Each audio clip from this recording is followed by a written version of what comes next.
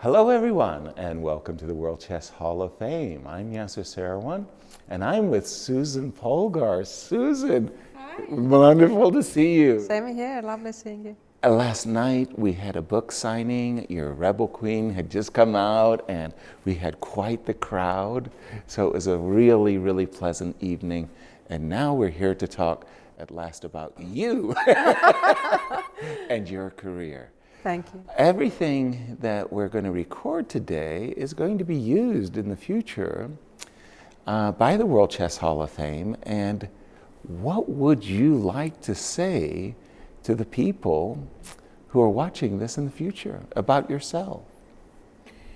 Well, I think, and that's part of my book as well, right? I was trying to put on record my legacy Yes. of my pioneering work for women in chess. Right. I describe all the challenges I had to go through, but first of all, the vision I had, my father had, and the message really I'd like to convey with my book and even in this video is that all the young people out there, and especially the girls, should remember that nothing is impossible.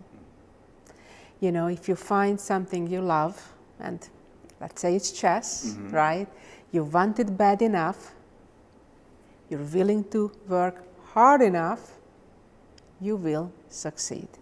And that's the key message I am trying to get to the young generation, and I'm the living proof of it. Right, exactly. In the martial arts world, we had learn to love the training, and all goals are possible. And I think your message resonates through the ages. Pioneers, you know, pioneers to me are the people who get the arrows in the chess. Certainly you broke through the gender gap in chess and became a male grandmaster. Now we just say grandmaster. We don't say male championships anymore either. We say open championships. You changed the world. It's a remarkable achievement. Talk about becoming a grandmaster and breaking those barriers. Yes, absolutely. Well, I think the main difference in my life and later my sister's was that I was fortunate to be brought up in a family where I was made believe that we're all equal, right, and shoot for the stars. Growing up as a little girl, it never crossed my mind that why should I only shoot for women titles or be like the other women. I wanted to be the best. Clear.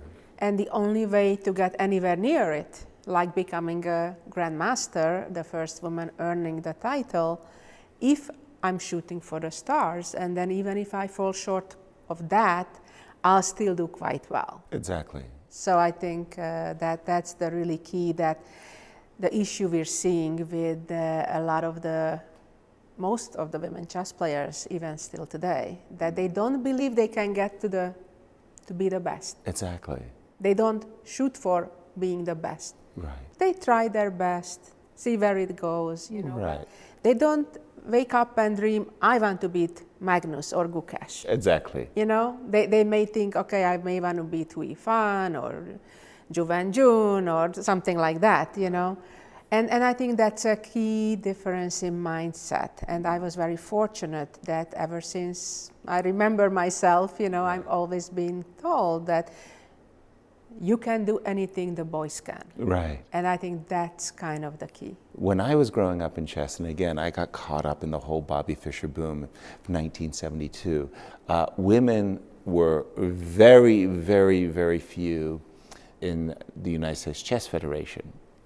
We didn't have many women members at all. Today, we have a lot more. We're still falling short of the goal of a 50-50 ratio. Nonetheless, things have improved, in my view, dramatically, but you've been more in touch with that. How has it improved for women, and has it improved enough? Yeah, to go back a little bit to your previous question, indeed, I had a lot of arrows coming my way. Right. And it started from within the chess club, like what is a little girl doing here? Exactly. Among all the men. And All then smoking. all the smoking and all that. To my chess federation back in Hungary, Right. that they tried to stop me every step they could. And then even with FIDE, I had different issues. So nevertheless, I managed to fight all of it through. And you know, the interesting thing is that few people know that when I was 15 years old, not only I was the highest ranked top female player in the world, but I was also the highest rated 15-year-old boy or girl. Oh, girl. So I kept my pace for quite some time. Right. And I was still ahead of my generation of top players like Vishy Anand or Right. Vasily Ivanchuk. Competing. And even when up to age 17, we were neck to neck. On one list, I was second just behind Vishy, and on the other just behind Chucky. Right. So, you know, I kept pace for a long time. Unfortunately, you know, with all those arrows coming my way, took a little bit out of my potential. And I'm so Exactly. proud of my sister Judith, Right. who didn't have to go facing all those arrows, you know. Exactly. She took it even much Higher. further and became a top 10 player in the world. So when your question is what is still to do for women in chess or to further improve what I kind of started is women to believe in themselves, women to set higher goals, and also our society treating them more fairly just like the guys. Absolutely. You had eschewed women's competitions. In some ways, you felt compelled. In other ways, you felt challenged. You wanted to become the world champion for women, which you did, and you achieved that impressively, I would say. And then the FIDE forfeited you. I mean, you had this incredible moments of euphoria as well as depression.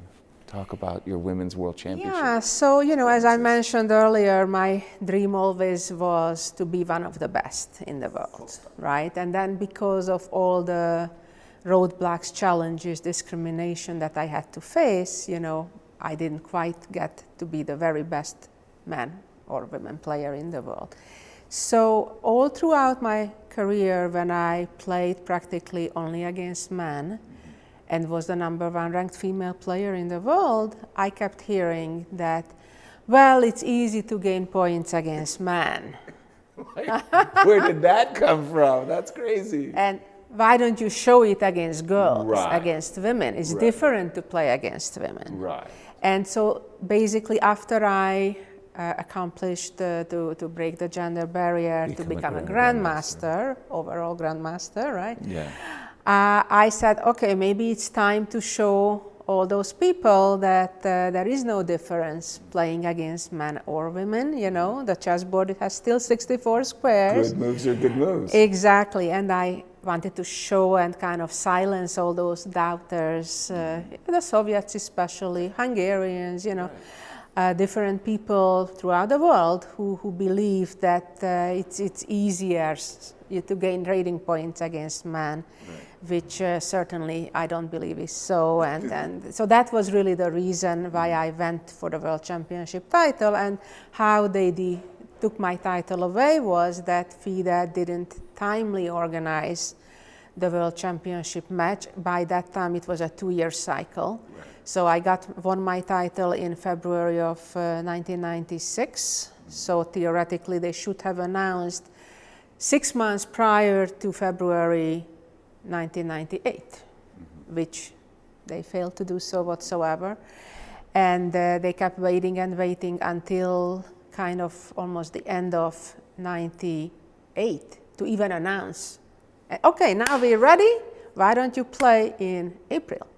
Now, I was due to deliver my firstborn end of March. Right. And when I told them that, well, it's your fault that it wasn't organized timely, and hence I didn't want to further delay my family plans. Right. And I'm pregnant, I'm expecting, please give me some recovery time from childbirth. Right. They said, no, it's too bad, it's your problem. Basically, that was the bottom line. In addition to several other important parts of the FIDE rules themselves that they didn't want to adhere to, such as there was a stipulation to have a minimum of 200,000 prize fund, right, which they only came up with half of it, right. Such as a match shouldn't be held in the home country of either of the two contestants. They wanted me to go to China with a newborn. Right. You know, so it was 3 different things. I told them, hey, give me at least one. Right. You know, let's play in a neutral territory. Right. You know, and basically they said no to all 3. The ironic part was that after basically I declined to play with the conditions I was forced to try accept, or I lose my title. Guess what happened? They invited Alisa Galyamova, who is a great friend of mine, lovely girl, to replace me, indeed. And then they gave her until July to play the match instead of me. Right. So it was kind of crazy. We went to court and all that, but obviously, even though I got some compensation, my title was lost. Exactly. And that's history. Wow. We spoke about it last night, and I thought it was a wonderful conversation, by the way. I enjoyed it. The fact that as you grew up, you were both student, but also you became a teacher to your own sisters. And that kind of led or transited into your, later in your career, becoming a chess coach at Texas and at Webster, and being one of the most successful, if not the most successful chess coach in collegiate chess history. The transition for you was rather easy because you had been teaching from a young age. Yes, it may be a little bit in my blood as well. Both my parents are teachers. Right. So I kind of, naturally observed how my parents were teaching me. My father, especially when it came to chess, was an amazing teacher. He knew how to give his passion of the game to me. Right. And, he went about introducing the beauty of the game. You know, that's what attracted him to chess. You know, the beautiful queen sacrifices, the smothered mate, all those things. And, so I really fell in love with the game. So by the time my sisters came along, I'm quite a bit elder than them, so I was changing their diapers, things like that. But kidding aside, I was teaching them obviously probably thousands of hours, and I got that experience, and which helped me later on. I think it helped me reinforce even my own knowledge as a player, but more importantly in my coaching career, which few people realize that actually is perhaps even more successful than my playing career, believe it or not. Yeah, I know you were very successful. Because throughout my career, my students won more national championships, world championships, Olympiad medals, including gold, and other major titles than all collegiate other programs combined. So I'm really, really, really proud of my coaching career and of course of my students, and I'm very proud of my students at Webster University, as well as the initial 2 championships we won for Texas Tech, but Webster really was dominant for pretty much for 12 years, consecutively. It was #1 ranked in the nation. Right. And I coached or, was working with 50 grandmasters over those 12 years. Over my coaching career. Wow, yes. Amazing. Yeah. So it was amazing experience. And the legacy continues. Last night, the Webster team showed up. They're getting ready for the Final Four with Coach Liam, who was on your team, one of your star players for Webster. So the legacy continues. Absolutely, I'm so proud of it. Lim is not only a world-class player himself, he's a top 15, 20 player for a long time now, and he's continuing my legacy that I started with Spice at Webster, and I wish them luck in the next event. Absolutely. Talk a little bit, because you had Olympic experiences. The first Olympic experience that you had, you competed for Hungary, and that was a dicey situation because the Hungarian Chess Federation hadn't been the best of friends.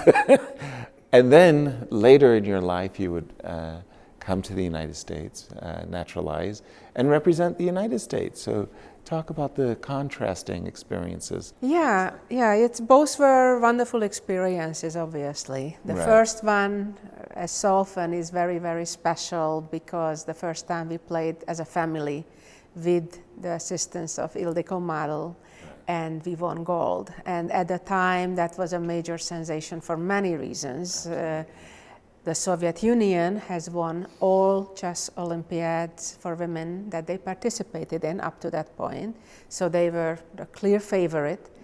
And so to dethrone them by three sisters, basically, and a team that's averaging of age 16. Right. It was quite a sensation at the time, and it really attracted a lot of attention around the world. That Deservedly so, absolutely. Yeah, it's really, looking back historically, it's like if you compare it to tennis, the Williams sisters, Right. that are phenomenal, but they are only two. Right. Exactly. So we are three sisters and accomplished it, this improbable feat. That was really special, obviously, and then I played 2 other times. We repeated our victory 2 years later with the same exact team, again ahead of the Soviet Union. Right. And then I played one more time without Judith. So I'm really proud of my Olympic accomplishments. I played 4 Olympiads. I played on board 1 in each of the 4 Olympiads. All 14 games each time. That means 56 games, and haven't lost a single one. Bravo. So to make the comparison, in my last Olympiad, which I played in 2004 for the United States, actually it was part of a bigger picture. So after I relocated to the United States, at one point around 2002, the then executive director of the US Chess Federation, Frank Nero, have reached out to me, and he was trying to see what's going on. He was trying to increase the membership of the federation, which was nearly 100,000 at the time. And based on the statistics, he found out that the membership had less than 1% female members. Wow. Which is stunning, right? No, absolutely. We're talking about the 21st century already. Exactly. And basically he reached out to me and said, I was, just taken away my world championship title not long before that Susan, you would be the best person to try to help us and get more women. Elevate the awareness. Get into chess, stay in chess, elevate their level, all those things. And as part of that, he suggested that I fund the Susan Polgar Foundation, a 501c3 nonprofit, along with helping the US Chess Federation with various projects. But that was the main goal, to get more girls into chess, keep them in chess, and elevate the level. And as part of that, he convinced me that what if, after your retirement since early 1996, basically, haven't played, you would come out of retirement and try to do something like what Mia Hamm did for American female soccer, just around that time, and making a revolution for female soccer in the country. I said, that's interesting. But what a great challenge, too, because it's one thing when you've mentally withdrawn from the game and you're saying, okay, I'm going to focus my energy elsewhere. Now, the challenge of getting back into shape. So if a lot of people were telling me, or behind my back, that there is no way Susan can make a comeback. Of course. Who can, after all these years not playing at all? Right. And obviously I had my own doubts, for sure. You listen closely to them. To be quite frank, so I knew I'm taking a chance. Sure. You know, as of my own legacy and reputation. But I felt it was a mission worthwhile taking the risk for. So it was really meant for a bigger goal and mission to raise, you know, visibility for chess in general in the country, as well as obviously specifically for women. And as part of that, I agreed. And I changed federations for basically that particular event, and I represented the US. And not only I represented playing, but as part of this whole plan, I created together with Paul Truong, who was also the co-founder of the US Women's Olympiad Chess Training Program, and eventually he became the captain of our team. Right. And I brought into the equation an up to then pretty unknown concept. How about preparing and training for the Olympiads like we used to back in Hungary? Right. So obviously it was different to train or to play with other team members who are not family. I mean, they were not my blood sisters. Right. However, we became pretty close, and we were almost like honorary sisters for at least those couple years that we trained together, we prepared together, and then eventually fought together. So it was actually a great experience, and I think primarily because it was not just for the medals. Obviously, we hoped that if we bring home a medal, especially the shiniest one, we can have a similar impact as we did, as Mia Hamm did, or the Polgar sister did back in Hungary. And we won as a team the silver, and I won three other medals, 2 gold included, including the best overall performance for the Women's Olympiad. And actually, I surprisingly had my best ever performance, you know, of all the Olympiads, which is quite a shock, being already a mother of 2 toddlers, and you know. Yeah, so that was a really fascinating time, and I'm very proud of it and proud of my teammates as well. Oh, absolutely. It was the first team medal that the women had achieved. Again, the Soviets were so extraordinarily powerful, and we weren't professional. As you said, that was the first time they were training but together. You know, by the way, it's so interesting also that just historically speaking, I believe that was the last Olympiad where they counted the results based on the match score. Match score, right. Right. And then later on, they started to count by board results, game score, right? Yes. And had they changed already for that Olympiad, actually we would have won.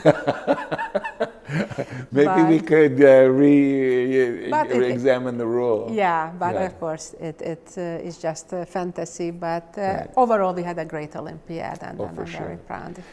I'm saving the best or worst because you certainly had an up and down on this one. You cannot talk about the world of chess without mentioning Bobby Fischer. Bobby Fischer is just a giant, and especially in the United States. I mean, he transformed the game. You talked how you had hoped to elevate and transform the game yourself, but he was a figure, and a very polarizing one at that. Later in his life, in 1992, he played a rematch against Boris Spassky, and he was rather, shall we say, isolated, having really broken ties with the United States. He ends up, of all places, Hungary, and becomes a personal friend, not only to you, but your whole family. And you spend years with this man as he starts sharing with you his ideas about what became known as Fischer Random. You not only become a friend of Bobby Fischer, but you become a close friend, and a great deal of mutual respect occurred. For the audience, Bobby Fischer is the guy, and the fact that you spent probably hundreds of hours with him. Talk about Bobby Fischer. Yeah, it was quite a surreal experience when I first got the message that Bobby would like to meet me. Right. You know, it's what? like, what? He's a legend, you know, that has been in hiding all these years. Exactly. And avoiding everybody. Right. You know, all of a sudden, he wants to meet me. This cannot be, Of right? course. And, you know, as soon as I had the first chance, I indeed went to visit him where he was still hiding at the time in Yugoslavia. And in fact, it was through my encouragement and recommendation that he moved to Hungary shortly after we met. And once he moved to Budapest, he was, you know, new to town, so I was driving him around. I had a car, and he really enjoyed the spas of Budapest and the restaurants. He loved to eat. Right. And throughout many of these meals, we played countless Fischer random games. And that's an interesting story that when he first came to Budapest, in fact, when we first met in Yugoslavia, we first played shuffle chess, or the then considered Fischer random. And he had his doubts about the rules, and actually through our countless games was that we finalized the rules as we know them today. Right. And the short story of that is that initially we played with only the 8 pawns set up on the two sides of the board on the second rank, with no pieces behind them. And basically the first 8 moves, mandatory moves, were to put the 8 pieces on the board in any random order we wanted, not necessarily symmetrically either. Mm-hmm. And then as we were playing and testing, and sometimes Paul Benko joined us, and even Eugene Torre in a few times in the beginning, you know, we were discussing that, should we restrict somewhat this randomness, right? Because the whole purpose of the changing from traditional classical chess was that he felt that the opening theory has developed too deep, too far. Exactly. And, you know, there is too much of the game becoming the preparation, the memorization of those variations, and that a little bit of the whole essence of the game is being lost by it. Exactly. That ultimately it's supposed to be the you challenge versus between me. Exactly, the two brains, the two intellects, right? So as part of all of that, we said, okay, let's restrict having the 2 bishops on opposite color squares. Exactly. Sounds good, still plenty of options left. Right. Then we were debating about the castle, and that's probably the trickiest one, right? How to restrict, when can you castle?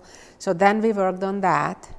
Which meant the king had to be between the rooks. 2 rooks, indeed. And then finally, whether should there be the pieces symmetrically set up or not. Exactly.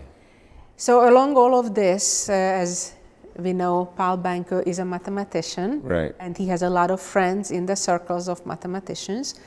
We reached out through his contacts, find out how many starting positions will there be left if we keep all these restrictions, right? Exactly. King between the rooks, bishops on opposite color squares, and symmetrical setup of the pieces. Exactly. The answer came back 960. Right.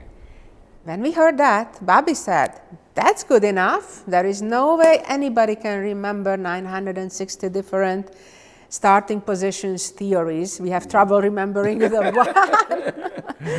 So once he realized that, he says, I'm okay with that. Right. Hence the birth of Chess 960, right, which we ended up towards the end of our games, practicing or challenging each other, playing. And, then I moved to the United States, and we still kept in touch time to time. He would call me. But he went on remaining in Hungary for 8 years in total, and I'm so happy to see that. I think Bobby would be smiling, that if he would see that now there are millions of dollars put in for tournaments exactly, for the game that he pioneered, or he was one of the big advocates of. Absolutely. And that we worked on together. So right. I'm really, really happy to finally see this happening. By the way, once upon a time, I remember years ago when FIDE, I was trying to convince FIDE to get Fischer random as one of the big things, just like blitz didn't exist in Exactly. our earlier years in For chess. sure. There was no blitz ratings or Exactly. rapid ratings, right? There was no Right. such thing until not that long ago. Right. And the same, I was telling them, if we want Fischer Random to have a presence, you should have Fischer Random ratings as well. Okay. And unfortunately, that still haven't happened, but I think that will be the next step to get Fischer Random even more recognized and respected and established. Exactly. Susan, we're in the World Chess Hall of Fame, where you are an inductee. And when you think about all of the giants before you, the giants today, and it's fabulous. It's really fantastic. The women's game, has it developed as you foresaw it might have, or is it behind where you had hoped it would be? And what do you think of the future for women's chess? Well, I'm really honored to be here. I'm Me a too. double inductee for the U.S. Hall of Fame as well as the world, so Right. I'm very, very proud of and honored about that. As for women's chess, I have dual feelings about it. On one hand, I think I'm really proud that we have, I believe, 42 women who joined me becoming a grandmaster. Fantastic. So that's great. That's fantastic. On the other hand, I'm a bit kind of disappointed that there aren't more women reaching in the top 100 or top 10 in the world. As did Judith, as did we you. came a long way, because Yes. I remember when I was a teenage player in the early 1980s, for example, a woman would be in the top 10 in the world rankings with around 2,300 rating. Right. So we came a long way from that. Exactly. Right? We have you have to be around 2,500. So that's fantastic. Right. So we have broadened and improved a lot of women masters. There were hardly any. There were maybe a Exactly. dozen in the world who Right. were master level, really, when I started playing chess. So we came a long, long way. Now I think there are hundreds, if not thousands, who are master level. Yep. So we have to get to that next level. That's what's still missing. More Judith Polgars or Hui Fans, or even better than them. Exactly. That's what my dream is. But as I mentioned earlier, I think what's missing is that even today's top female players, or most of the young female players, don't have that belief that they are capable of getting to that top 10 or being the best. And that's where it starts. Right. You know, if you don't shoot for the stars, you're not even going to reach the moon. Right.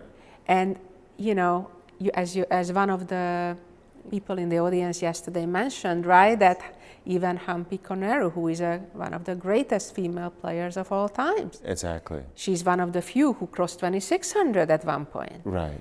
And even her, she doesn't believe that women are capable of becoming the best. Right. And as much as I like her, and she's a lovely player, and I respectfully disagree with her. Absolutely. Because I believe that if women are willing to work as hard as the guys, Right. they believe in themselves, they have that same potential. Right. And of course, we start with a handicap to start with, that there are a lot less female players playing. To begin so we have a with. smaller pool, Right. right? Even today, probably it's, I think in the US, for example, I think it's around 15%, if I'm not mistaken, of the membership that are Maybe even female. less, yeah. So from less than 1% in To 15. 2002, 15% is not bad, but a long way to go. To the 50-50 Yes, ratio. yes, we're all- and women still face a lot of roadblocks, not as many as I had to, but there is still sexism in chess. Right. It's still a male-dominated field. True. So it's tough, but I think it's not because a woman cannot become potentially the next Gukesh. Yeah, and for me also, I wanted to add opportunity. I mean, you talk about the passion, you talk about the challenges, but all of that means nothing if you don't have opportunity, or you're stuck in a place, your geographical location prohibits you from leaving your nation, etc. And opportunities are increasing. And one of the really, for me, fantastic things that has occurred over the last 30 years is online chess. Because in online chess, you can challenge a top player, and they don't know that you're a woman, and you're playing and you're honing your game. And you talked about when you were coming out of retirement, how fortunate it was that you even had that opportunity to play online, because you couldn't play with your sisters, but you could get in a game against a very tough opponent. So in some ways, online chess has helped equalize and given more opportunities. Online chess just completely revolutionized the game. It became an equalizer. That is why there are so many younger and younger phenoms. Our world champion today is an 18-year-old, Wow. It's like unbelievable, right? You have so much opportunities to practice, to learn, to play. I mean, I remember the days, like when I was growing up, let's say after a chess Olympiad, we had to wait weeks and weeks, if not months, until we got to see the games. Right. Now, if you don't see it live as it's happening, you're disappointed in your internet provider, right? Right, exactly. And so it's just a whole different ball game, that you can learn so much. It's really just up to your passion and interest and desire to learn. Exactly. Opportunity is there, whether you're male or female, whether you're 5-year-old or 85-year-old, right? It's right there, and most of it is free or almost free. You're right. It's just insane, right? And the tools, yeah. So I actually do believe that hopefully one of these days we'll find the family that will give the support to that young girl who has the passion,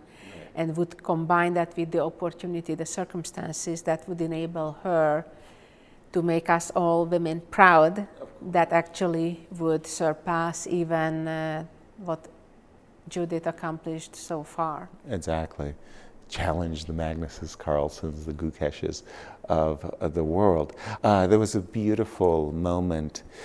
A young boy in Norway was at a press conference, and there was Magnus Carlsen performing in the press conference, and the young boy very timidly asked the world champion Magnus Carlsen,